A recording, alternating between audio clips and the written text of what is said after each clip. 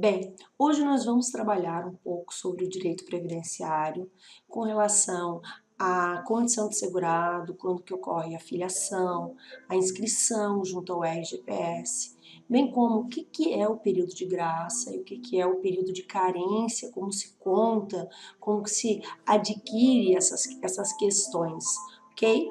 Vamos lá? Então, iniciamos aqui com o conceito do que é filiação e inscrição, vendo que eles não são sinônimos. Por quê? Porque a filiação é um vínculo que vai ser estabelecido entre as pessoas que exercem uma atividade laborativa, vamos dizer, e o regime geral da Previdência Social. E a filiação, ela ocorre de forma automática, basta que você exerça uma atividade remunerada. Tá? Isso para aqueles que exercem um trabalho lucrativo, onde ele ofere uma renda. E aqueles que não exercem atividade lucrativa, que não recebem uma renda dessa atividade, como é o caso de um estudante, de uma dona de casa, aí a filiação ocorre com o pagamento da primeira contribuição, tá? No caso, para o segurado chamado de facultativo. E o segurado obrigatório, quando ele iniciou a sua atividade laborativa, ele já está filiado ao RGPS. E a cada atividade que ele exerce, ele tem uma filiação respectiva. Ele é professor, ele é advogado e ele vamos dizer, servidor não vou dizer, mas empregado público. 3 vínculos com o regime previdenciário, o regime geral da Previdência Social. Agora, a inscrição já é uma formalização. Aí é um ato realmente administrativo, na qual a pessoa ela é cadastrada perante o RGPS, no Cadastro Nacional de Informações Sociais, chamada de CNIS. E, nesse caso, ele ganha uma numeração, que é chamado de NIT, que é o número de identificação do trabalhador. E aí sim ele está inscrito no RGPS. Bem, e o que seria esse período de graça? Bem, o período de graça, antes de iniciarmos o período de graça, importante ver o seguinte, mantém a qualidade de segurado enquanto estiver contribuindo para o RGPS. Perde a condição de segurado aquele que para de contribuir para o RGPS. Mas isso não ocorre de forma automática. E existe um período em que ele mesmo, sem contribuir, vai continuar mantendo esse vínculo com a Previdência Social. Bem, seria uma exceção ao sistema do RGPS, que é eminentemente contributivo. E o nome que se dá a isso é o período de graça. Bem, vamos aqui às situações. Bem, nós temos a primeira situação de sem limitação de prazo para o segurado que está em gozo de um benefício previdenciário. Perante o RGPS, aqueles que estão na inatividade, eles não recolhem para a Previdência Social com relação a esse provento de aposentadoria, exceto se ele volta a trabalhar, se ele ingressa no mercado de trabalho e exerce uma outra atividade remunerada e aí ele vai contribuir sobre essa nova atividade. Mas sobre o benefício previdenciário que ele está recebendo, ele é isento de contribuição. Então, se ele estiver recebendo um auxílio-doença, se a pessoa estiver recebendo um salário-maternidade, ela não recolhe durante aquele período do gozo do benefício e nem perde a condição de segurado, tá? Não importa quanto tempo ela fique recebendo o benefício, certo? É sem limitação de prazo. Agora, quando há cessação de contribuições, por exemplo, de um segurado obrigatório do RGPS, o prazo de graça, do período de graça, são 12 meses. Ele vai poder ficar 12 meses sem contribuir para o RGPS e assim mesmo ele não vai perder essa condição de segurado. Tá? Isso se ele tiver até 120 contribuições. Se ele tiver mais de 120 contribuições, ele poderá ficar 24 meses sem recolher contribuições para o RGPS e mesmo assim ele mantém essa condição, a sua qualidade de segurado. Agora, se ele comprova uma situação de desemprego acrescenta-se mais 12 meses nesse período de graça. Então, se ele tiver até 120 contribuições, de 12 passa para 24. E se ele tiver mais de 120 contribuições para o RGPS, de 24 meses passa para ser de 36 meses. Então, o maior período de graça que nós vamos ter aqui é a média de 36 meses sem recolher e sem perder essa condição. É importante manter a condição? Sim, porque aí você, por exemplo, se você já tem as carências exigidas para milhares de benefícios, esses estão sendo preservados. Acontecendo alguma coisa, você tem a proteção previdenciária. Ocorrendo óbito, vamos dizer, ou alguma outra questão, os dependentes também estão protegidos com relação a isso. Então é importante manter essa condição, essa qualidade de segurado. Há também a possibilidade com relação quando ele está doente, está com uma doença de segregação compulsória, ele vai ficar então ali afastado. Durante o afastamento, ele está em auxílio-doença. Mas quando ele recebe alta dessa segregação compulsória, começa a contar o período de graça. Ele vai ter 12 meses de período de graça após a alta de uma doença de segregação compulsória. Mesma coisa com relação ao segurado detido ou recluso. Após o livramento, ele vai ter 12 meses para voltar a contribuir para o RGPS sem perder essa condição de segurado. No caso de serviço militar obrigatório, o licenciamento do serviço militar obrigatório dá ao segurado 3 meses de período de graça. Então, ele tem 3 meses para voltar a contribuir para o RGPS. E no caso do facultativo, esse período de graça vai ser de apenas 6 meses. Então, da cessação da contribuição do facultativo, ele vai ter 6 meses apenas. Quem quiser saber mais sobre contribuintes individuais, quem são os segurados do RGPS, quem são os dependentes, quem são os segurados obrigatórios facultativos, veja o vídeo anterior meu que eu falo sobre os beneficiários do RGPS, ok? Vamos aqui. Perda da qualidade de segurado. Então, observado esse período de graça, ultrapassado o prazo, quando que vai ocorrer efetivamente, de forma concreta, a perda da qualidade de segurado? Bem, o parágrafo 4º do artigo 15 da Lei 8.213, ele diz, de um termos bem, assim, meio rebuscados, mas eu vou resumir aqui, deixar de forma mais simples, agora não tá, simplificar, saiu, simplificar aqui para vocês. Nesse caso aqui, a perda vai ocorrer no 16º dia do segundo mês seguinte, aquele em que terminou o período de graça. Como que acontece isso na prática? Vamos colocar um exemplo. Vamos dizer que um segurado perdeu o emprego, ele foi demitido no dia 10 de janeiro de 2017 e ficou em situação de desemprego, recebeu o seguro-desemprego. Aí teve ali um período de graça comum que vai ser de 12 meses, que vai ali até o dia 31 de janeiro de 2018, vamos dizer. E houve uma prorrogação pela situação de desemprego, que vai até dia 31 de janeiro de 2019.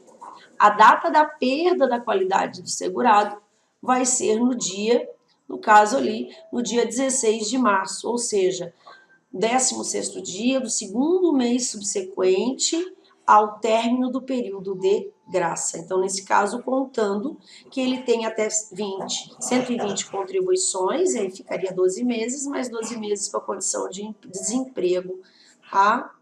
E caso ele não recolha, portanto, a contribuição até o dia 15 de março de 2019, ele vai perder no dia seguinte, ou seja, no dia 16 de março, a sua condição de segurado. E o que acontece com a perda dessa condição de segurado?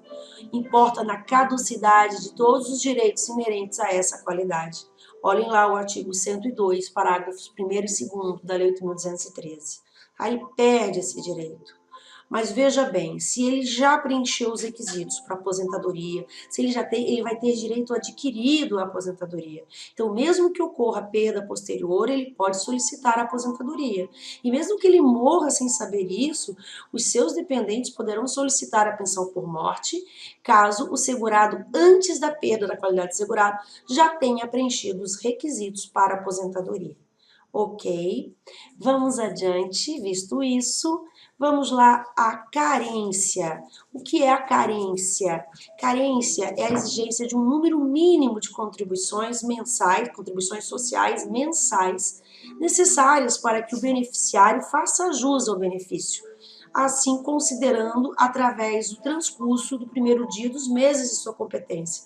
Ou seja, a carência ela se conta mês a mês. Não existe mais carência fictícia. Então não tem como eu pagar antecipado a carência para conseguir fechar uma carência exigida que eu não tenho. Não, vai ter que ser feita mês a mês. Vamos lá. Quando que o termo inicial aqui da contagem da carência, quando que inicia essa contagem de carência aqui? A regra está lá no artigo 27 da Lei 8.213 de 91, que fala que, no caso de segurados, empregado, urbano ou rural, inclusive o doméstico, o trabalhador avulso, vai se contar da data da filiação ao RGPS. Lembrando que a data da filiação, para eles, vai ocorrer no início da atividade, do efetivo exercício da atividade laborativa. Então, o primeiro dia que ele pisa na empresa para começar a trabalhar, ele já é filiado e já começa a contar para ele de cara a carência. Agora, para os demais segurados, quem seriam esses demais segurados? Entraria, eu não vou colocar aqui o especial, porque o especial tem uma regra, adivinhe? Especial. Mas o segurado, contribuinte individual e o facultativo. Segurado, contribuinte individual e o facultativo, eles vão ser considerados, no caso, o início da carência, com o efetivo recolhimento da primeira contribuição sem atraso. Vamos dizer que ele tenha contribuído um monte de meses, tudo com atraso. Não conta como carência para ele. Só vai contar, dá o start, vamos dizer, para a contagem do início da carência, a primeira contribuição sem atraso. Certo? Vamos lá aqui. Termo da segurado especial. Eu falei que tinha uma regra especial. Para o segurado especial típico, que é aquele que recolhe sobre sua atividade, da tua produção, na verdade, a sua produção rural, que hoje está em 1,2% sobre o valor bruto da sua produção rural. O período de carência conta-se a partir da data do efetivo exercício da atividade rural. Então, não vai ser considerado o primeiro pagamento em dia, mas sim o efetivo exercício da atividade rural, que deve ser comprovado, no caso, pelo segurado especial, pelo segurado especial, ok? O produtor rural, aí entra o pescador artesanal, o seringueiro, entra esse pessoal aí. Bem, e a contagem inicial, portanto? O que vai ser levado em conta? Contribuintes individuais e facultativos. O período de carência inicia-se com o recolhimento da primeira contribuição sem atraso. Significa o quê? Para a contagem da carência, não são levados em conta as contribuições pagas com atrasos anteriores à primeira paga em dia. Só a partir da primeira contribuição paga em dia que começa o prazo de contagem de carência. Cuidado, imagina, uma advogada profissional liberal sempre pagou em atraso, engravidou e começou a pagar depois do terceiro mês de gravidez em dia. Nossa, ela não vai ter os 10 meses de carência exigido, mesmo que já tenha recolhido em atraso 2, 3 anos. Mas vai precisar ela ter o start, o início, a primeira contribuição paga em dia para a contagem. As outras depois, professora, pode ser em atraso? Yes, pode ser em atraso sem problema algum, mas a primeira contribuição tem que ser em dia para começar a contar o prazo de carência. Então fiquem atentos aí, facultativos, contribuintes individuais, dessa exigência legal, ok? Vamos lá, e como que ocorre, e se ocorrer? Como que ocorre a perda, nós já sabemos. Mas e se ocorrer a perda da condição de segurado? como se faz ali? Como será contada a carência do segurado que perdeu a qualidade? Aqui nós vamos ter uma love story, nem sempre com um final muito feliz, né? Vamos ver aqui. Olha só, houve uma significativa alteração legislativa quanto à possibilidade de se aproveitar ou não o período de carência anterior à perda da qualidade de segurado para a contagem de uma nova carência com uma nova filiação, um novo vínculo formado com RGPS. E aqui nós temos uma data, até 6 de janeiro de 2017, teve uma medida provisória, a 767, que foi convertida na Lei 13.457, de junho de 2017, em que, na época, vigorava o parágrafo único do artigo 24 da Lei 8.213. Esse parágrafo único foi revogado em janeiro de 2017, que determinava que, no caso da perda da qualidade de segurado, as contribuições anteriores a essa data só seriam computadas para efeito de carência depois do segurado contar, a partir da nova filiação, com no mínimo 1/3 do número de contribuições exigidas para o cumprimento da carência definitiva para o benefício a ser requerido. Contudo, a partir de 26 de junho de 2017, ocorrendo a perda da qualidade de segurado, as contribuições anteriores só serão computadas para efeito de carência depois que o segurado contar, a partir da nova filiação à Previdência, com mais da metade dos períodos previstos nos incisos 1 e 2 do artigo 25 da Lei 8.213. E o que seria isso? A aposentadoria por invalidez, o auxílio-doença e o salário-maternidade. A aposentadoria por invalidez e auxílio-doença, a carência de 12 contribuições. Então, ele teria que contribuir 6 meses. E o salário-maternidade, de 10 contribuições, teria que contribuir, no caso, 5 meses, tá? Isso foi o dispositivo que revogou o parágrafo único do artigo 24. Só que a novela não terminou por aqui. Agora, esse ano, recentemente, no dia 19 de janeiro de 2019, novamente ocorreu uma alteração quanto a esta matéria, pois a redação do artigo 27A da Lei 8.213 sofreu uma nova reforma no sentido de afirmar que a carência tem que ser cumprida integralmente dentro da nova filiação. Ou seja, nós tínhamos a redação anterior que precisava cumprir 1/3 da carência. Então, se fosse 12 meses, tinha que cumprir 4 meses. Aí veio um outro dispositivo em 2017 que falou que 50%. Então, era 4, passou para 6 meses. E agora não, agora é 12 meses, integralmente. Por isso que é bom manter a condição de segurado, em razão disso, há essa alteração aqui com relação à contagem da carência que não permite o aproveitamento da carência anterior. Para quais benefícios, professora? Para tudo? Não, não é para tudo. É para a aposentadoria por invalidez, o auxílio doença, e eu vou incluir aqui o auxílio reclusão também, que passou a ser, com essa MP de 19 de janeiro de 2019, também com carência. Ele vai também passar a ser exigido integralmente caso perca a condição de segurado. E o salário maternidade, para quem? Para a segurada contribuinte individual e para a facultativa e para a segurada especial. Então, muito cuidado com relação a isso, ok? Ressalte-se que essas regras não se aplicam às aposentadorias por idade, por tempo de contribuição especial, considerando que a perda da qualidade de segurado não afasta o direito à sua obtenção, ainda que os requisitos sejam cumpridos posteriormente. Tá? Então, não se angustiem com relação à aposentadoria por idade, tempo de contribuição, em especial, a perda da qualidade de segurado não vai atingir as contribuições feitas para fins de carência, tá? Contando pela nova filiação. Então, fiquem tranquilos com relação a isso.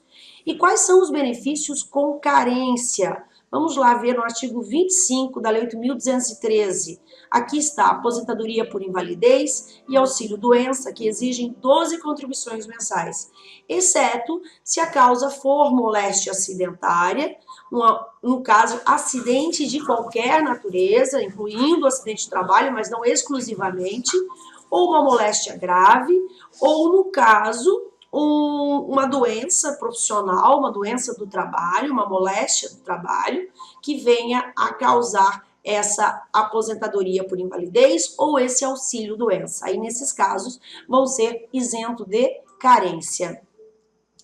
Agora, com relação à aposentadoria por idade, aposentadoria por tempo de contribuição e aposentadoria especial, exige-se 180 contribuições mensais. Nós tínhamos um quadro, uma tabela progressiva que vigorou até 2011, que havia outros prazos, mas a partir de agora, como é contado isso da data do requerimento da aposentadoria, do cumprimento das exigências para essas aposentadorias, então a carência é atualmente de 180 contribuições.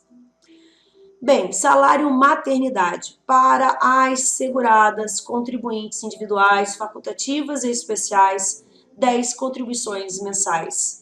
Para seguradas, empregada urbano-rural, empregada doméstica e avulsa, são isentas de carência, são dispensadas da carência. Então, não há carência. Você pode contratar uma empregada grávida e ela vai poder ter direito ao seu salário maternidade. Carência móvel. O que significa isso? Que são 10 meses, mas se o parto nascer antecipado, vai se reduzir a carência de acordo com o número